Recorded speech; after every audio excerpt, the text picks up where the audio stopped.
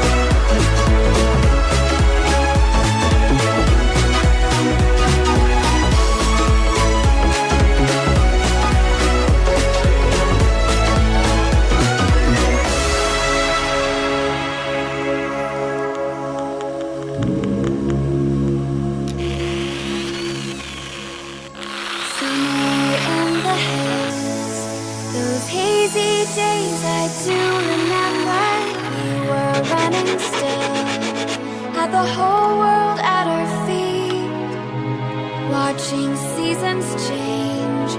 Our roads were lined with adventure, mountains in the way couldn't keep us from the sea. Here we stand, open arms. This is home where we are,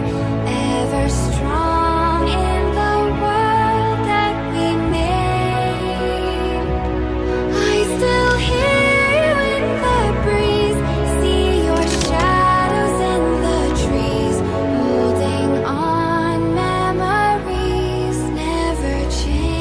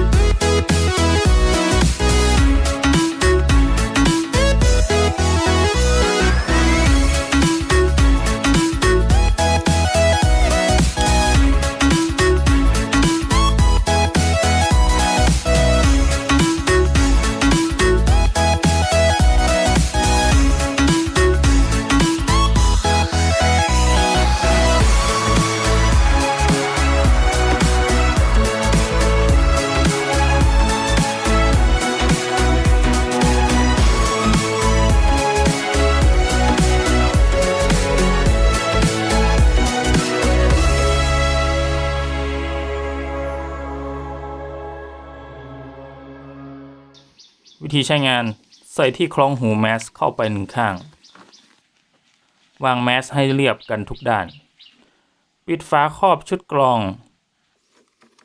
ดึงสายแมสมาคล้องกับตะขอฝาชุดกรองทั้งสองข้างต่อสายส่งอากาศเข้ากับหน้ากากสามารถถอดโดยง้างขอยึดข้อต่อแล้วดึงออกเปิดสวิตช์ใช้งานด้วยสวิตช์สไลด์แล้วก็ได้ทดสอบระบบ1 ชั่วโมง 46 นาทีPower Bank ยังไม่ลงสักขีดจึงคำนวณคร่าวๆใช้งานต่อเนื่องได้ประมาณ12 ชั่วโมง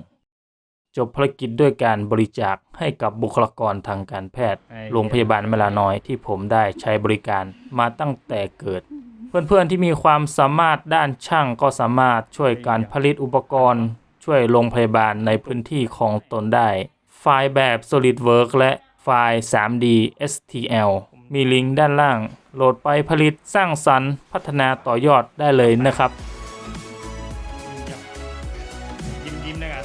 และสุดท้ายนี้ก็ขอขอบคุณพี่อู๋สุเชษฐ์ที่สนับสนุนงบประมาณและจุดประกายไอเดีย